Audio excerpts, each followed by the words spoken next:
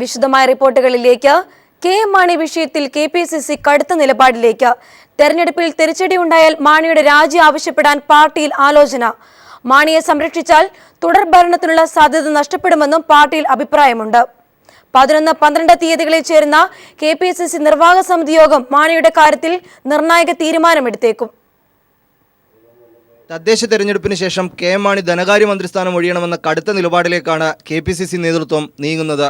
മാണിയെ പ്രതിരോധിക്കാനായി ചാനൽ ചർച്ചകളിൽ പങ്കെടുക്കേണ്ടെന്ന് നേതാക്കൾക്ക് നിർദ്ദേശമുണ്ട്. കെ മാണിക്കെതിരായ കോടതി ഉത്തരവിൽ ജനങ്ങളെ ബോധ്യപ്പെടുത്താവുന്ന വിശദീകരണം നൽകാനാകുന്നില്ല. മാണിയെ സംരക്ഷിച്ചാൽ തുടർ ഭരണത്തിലുള്ള സാധ്യത നഷ്ടപ്പെടുമെന്നും KPCC നേതൃത്വം വിലയിരുത്തുന്നു. തെരഞ്ഞെടുപ്പിന് ശേഷം ചേരുന്ന KPCC നിർവാഹക സമിതി യോഗം കെ മാണിക്കെതിരായ കോടതി ഉത്തരവ് ചർച്ച ചെയ്യും. പറയേണ്ട കാര്യങ്ങൾ പറയേണ്ട സമയത്ത് പറയുമെന്ന നിലപാട് VM സുധീരൻ ആവർത്തിച്ചു. എല്ലാ കാര്യത്തിലും പറയേണ്ട കാര്യങ്ങൾ പറയേണ്ട സമയത്ത് ഞാൻ നേരത്തെ പറഞ്ഞു, താങ്കളോട് തന്നെ പറഞ്ഞു, രാഷ്ട്രീയ ഔചിത്യം പാലിച്ചുകൊണ്ട് തീരുമാനിക്കുമെന്ന്. പത്രപ്രവർത്തകന് ഔചിത്യമുണ്ട്, രാഷ്ട്രീയ പ്രവർത്തകന് ഔചിത്യമുണ്ട്. അതുകൊണ്ട് രാഷ്ട്രീയ പ്രവർത്തകൻ്റെ ഔചിത്യം മാനിച്ചുകൊണ്ട് ഈ കാര്യങ്ങളെല്ലാം വിലയിരുത്തും. കൃത്യമായി പറയേണ്ട കാര്യങ്ങളൊക്കെ പറയേണ്ട സമയത്ത് എല്ലാവരുമായി ചർച്ച ചെയ്ത് ആലോചിച്ചുകൊണ്ട് തന്നെ പറയും. എല്ലാം ഭംഗിയാവും. മാണി രാജിവെച്ചാലുണ്ടാകുന്ന സാഹചര്യങ്ങൾ തെരഞ്ഞെടുപ്പിന് ശേഷം ഗൗരവമായി പരിശോധിക്കും. കേരള കോൺഗ്രസിൽ നിന്നും മാണിക്കെതിരെ എതിർപ്പ് വരുന്ന സാഹചര്യത്തിൽ മുന്നണി വിടുന്നത് ഉൾപ്പെടെയുള്ള കാര്യങ്ങൾ ഉണ്ടാകില്ലെന്നും കോൺഗ്രസ് നേതൃത്വം വിലയിരുത്തുന്നു. 2G സ്പെക്ട്രം അഴിമതിയിൽ കോൺഗ്രസ് നേതാക്കൾ പങ്കാളികളായിരുന്നില്ല. എന്നാൽ ഘടകകക്ഷികളുടെ അഴിമതിയെ പ്രതിരോധിക്കേണ്ടി വന്നത് കോൺഗ്രസിന് തിരിച്ചടിയുണ്ടാക്കി. സമാന സാഹചര്യം സംസ്ഥാനത്തുണ്ടാകുമെന്നാണ് കോൺഗ്രസ് നേതൃത്വത്തിന്റെ വിലയിരുത്തൽ. തെരഞ്ഞെടുപ്പിന് ശേഷം മാണിയുടെ രാജിയാവശ്യം KPCCയുടെ തലപ്പത്തു നിന്ന് ഉയരുമെന്നാണ് വ്യക്തമായ സൂചനകൾ. MR Sajesh, news bureau, Thiruvananthapuram. ബാർകോഴ കേസിൽ ഹൈക്കോടതി നിർദ്ദേശം അട്ടിമറിച്ചത് ഉമ്മൻചാണ്ടിയും K മാണിയുമാണെന്നതിന് തെളിവാണ് പുറത്തു വന്നതെന്ന് പ്രതിപക്ഷ നേതാവ് VS അച്യുതാനന്ദൻ. അഭിഭാഷകർക്കുള്ള ഫീസ് നൽകുന്നതുമായി ബന്ധപ്പെട്ട വിജിലൻസിന്റെ രേഖ ഇതിന്റെ തെളിവാണ്. പാപക്കര കഴുകിക്കളയാൻ സർക്കാരിനാകില്ലെന്ന് തെളിയിക്കുന്നതാണ് കോടതി വിധിയെന്നും VS പറഞ്ഞു.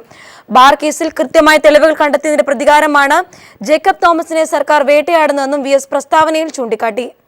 ജേക്കബ് തോമസിനെ അഖിലേന്ത്യാ സർവീസ് ചട്ടങ്ങൾ ഓർമ്മിപ്പിച്ച് DGP TP സെൻകുമാർ മാധ്യമങ്ങളുമായി സംസാരിക്കുമ്പോൾ സർക്കാരിനെയോ സർക്കാർ നയങ്ങളെയോ കുറ്റപ്പെടുത്തരുതെന്ന് DGPയുടെ ഫേസ്ബുക്ക് പോസ്റ്റ്. ചട്ടങ്ങളെക്കുറിച്ച് ജേക്കബ് തോമസ് നേരത്തെ ചോദിച്ചിരുന്നു. തൻ്റെ ഔദ്യോഗിക ഫേസ്ബുക്ക് പോസ്റ്റിലൂടെയാണ് DGP ജേക്കബ് തോമസിനെ അഖിലേന്ത്യാ സർവീസ് ചട്ടങ്ങൾ DGP TP സെൻകുമാർ ഓർമ്മിപ്പിക്കുന്നത്. അഖിലേന്ത്യാ സർവീസ് ചട്ടപ്രകാരം സർക്കാരിനെയോ സർക്കാർ നയങ്ങളെയോ ഉദ്യോഗസ്ഥർ നേരിട്ടോ അല്ലാതെയോ വിമർശിക്കാൻ പാടില്ലെന്ന് 7ാം ഖണ്ഡിക ചൂണ്ടിക്കാട്ടി സെൻകുമാർ ഓർമ്മിപ്പിക്കുന്നു. പോസ്റ്റ് ഇട്ടതിന് തൊട്ടുപിന്നാലെ തന്നെ ജേക്കബ് തോമസിനെ പിന്തുണച്ചും DGP സെൻകുമാറിനെ കടുത്ത ഭാഷയിൽ വിമർശിച്ചും നിരവധി പേർ രംഗത്തെത്തി. ആരാണ് ശരി ആരാണ് തെറ്റെന്ന് എല്ലാവർക്കും അറിയാമെന്നും ഉള്ള വില കളയരുതെന്നും ഒരാൾ സെൻകുമാറിനെ ഓർമ്മിപ്പിക്കുന്നു. ജേക്കബ് തോമസ് എന്ന കേരള കെജ്രിവാളിനായി കേരളം കാത്തിരിക്കുകയാണെന്ന് മറ്റൊരാൾ കുറിപ്പെഴുതി. DGP ആക്കിയതിൻ്റെ നന്ദിയല്ലേ താങ്കൾ കാട്ടുന്നതെന്ന് മറ്റൊരാൾ കമൻ്റായി കുറിച്ചു. പൊതുജനത്തിൻ്റെ ശമ്പളം പറ്റുന്ന താങ്കൾ രാഷ്ട്രീയക്കാരുടെ കയ്യിലെ പാവയാകരുതെന്ന് ചിലർ ഓർമ്മപ്പെടുത്തുന്നു. താങ്കൾ DGP ആയപ്പോൾ ഏതൊരു മലയാളിയെപ്പോലെ ഞാനും സന്തോഷിച്ചുവെന്നും എന്നാൽ താങ്കളുടെ പ്രസ്താവനകൾ കാണുമ്പോൾ ദേഷ്യത്തിനും വെറുപ്പിനും പകരം സഹതാപമാണ് തോന്നുന്നതെന്നും കമൻറ്റുകളുണ്ട്. സംസ്ഥാന പോലീസ് സേനയിലെ DGP റാങ്കിലുള്ള ഒരു ഉദ്യോഗസ്ഥനെ മറ്റൊരു DGP അഖിലേന്ത്യാ സർവീസ് ചട്ടങ്ങൾ ഫേസ്ബുക്കിലൂടെ ഓർമ്മിപ്പിക്കുന്നത് മുമ്പ് കേട്ടുകേൾവിയില്ലാത്തതാണ്. News bureau, Thiruvananthapuram. കണ്ണൂർ പേരാവൂരിൽ ആദിവാസി കുട്ടികൾ കുപ്പത്തൊട്ടിയിൽ നിന്നും ഭക്ഷണം തിരിയുന്ന ദൃശ്യങ്ങൾ പുറത്ത്. സണ്ണി ജോസഫ് MLAയുടെ മണ്ഡലത്തിലെ കുനിത്തലയിലാണ് സംഭവം. നഗരമാലിന്യം നിക്ഷേപിക്കുന്ന സ്ഥലത്തു നിന്നുള്ള അവശിഷ്ടങ്ങളാണ് കുട്ടികൾ ഭക്ഷിക്കുന്നത്.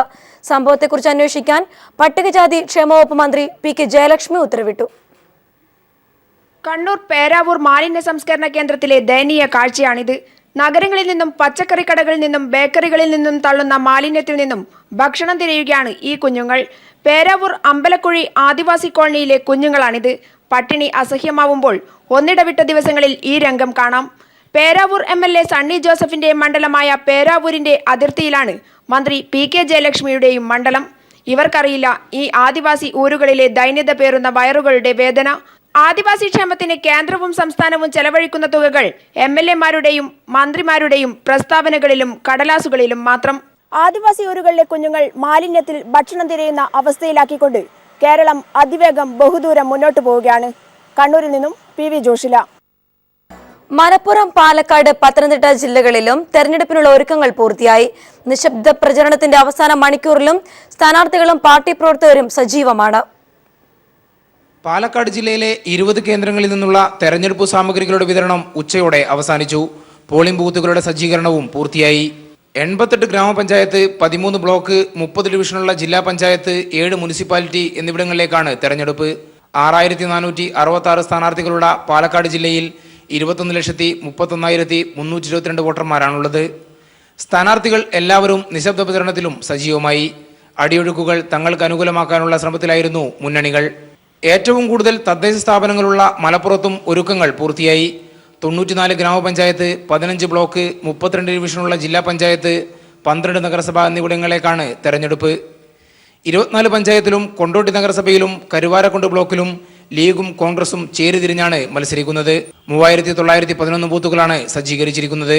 വോട്ടർമാരെ പരമാവധി കാണാനുള്ള ശ്രമത്തിലായിരുന്നു സ്ഥാനാർത്ഥികൾ. 53 ഗ്രാമപഞ്ചായത്ത്, 8 ബ്ലോക്ക്, ജില്ലാ പഞ്ചായത്ത്, 4 നഗരസഭ എന്നിവിടങ്ങളിലേക്കാണ് പത്തനംതിട്ടയിൽ തെരഞ്ഞെടുപ്പ് നടക്കുന്നത്. എല്ലാ ക്രമീകരണങ്ങളും ഇതിനകം പൂർത്തിയായി. വിമതശല്യവും ഘടകകക്ഷികൾ തമ്മിലുള്ള മത്സരവും പത്തനംതിട്ടയിൽ അവസാന നിമിഷവും UDFന് തലവേദനയായി തുടരുകയാണ്. News bureau, Pathanamthitta, Malappuram, Palakkad. മധ്യ കേരളത്തിലെ 4 ജില്ലകളിലും തെരഞ്ഞെടുപ്പ് സാമഗ്രികളുടെ വിതരണം പൂർത്തിയായി. തദ്ദേശ ഭരണ തെരഞ്ഞെടുപ്പിലേക്ക് ഇലക്ട്രോണിക് വോട്ടിംഗ് യന്ത്രം ഉപയോഗിക്കുന്നത് ആദ്യമായതിനാൽ അതീവ ശ്രദ്ധയോടെയാണ് ജില്ലാ ഭരണകൂടങ്ങൾ തെരഞ്ഞെടുപ്പ് പ്രവർത്തനങ്ങൾ ഏകോപിപ്പിക്കുന്നത്. പ്രശ്നബാധിത ബൂത്തുകളുടെ എണ്ണവും മധ്യ കേരളത്തിലാണ് കൂടുതൽ. എറണാകുളം ജില്ലാ കോൺഗ്രസിൽ പൊട്ടിത്തെറി. പാർട്ടിയിലെ ഗ്രൂപ്പിസത്തിനെതിരെ പ്രതികരിച്ച ഭദ്രയ്ക്കെതിരെ N വേണുഗോപാലും ടോണി ചെമ്മണിയും രംഗത്തെത്തി. അധികാരത്തിലിരുന്ന് ആനുകൂല്യം പറ്റിയിട്ട് ഭദ്ര ഇപ്പോൾ നന്ദികേട് കാണിക്കുകയാണെന്ന് ഇരുവരും പറഞ്ഞു. ടോണി ചെമ്മണിക്ക് തന്നെ വിമർശിക്കാൻ എന്തവകാശമാണുള്ളതെന്ന് ഭദ്ര പ്രതികരിച്ചു. മലപ്പുറത്ത് മുസ്ലിം ലീഗിന്റെ രാഷ്ട്രീയ പകപോക്കൽ. LDF പ്രചരണത്തിൽ പങ്കെടുത്തതിന് വെളിയങ്കോട് പുതുവളപ്പിൽ ഖദീജയെയും കുടുംബത്തെയും വീട്ടിൽ നിന്നും ഇറക്കിവിട്ടു. പാവങ്ങൾക്ക് വീട് നൽകുന്ന ശിഹാബ് തങ്ങൾ റിലീഫ് പദ്ധതിയിൽ നിന്ന് കുടുംബത്തെ ഇറക്കിവിട്ടത് മുസ്ലിം ലീഗ് പ്രാദേശിക നേതൃത്വമാണെന്നും ഖദീജ PPTVയോട് പറഞ്ഞു.